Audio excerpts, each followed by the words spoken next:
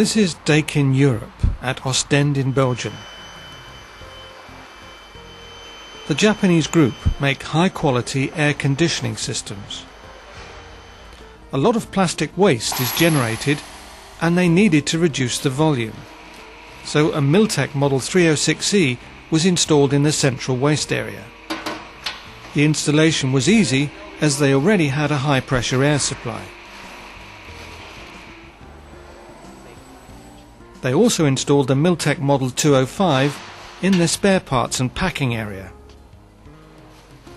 Now, instead of extra costs, they can now have earnings from the recycled plastic bales. They used to have to collect 7 containers. Now it's only 1.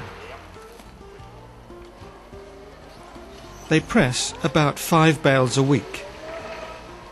They were so impressed that they've made recommendations to the other Daikin groups.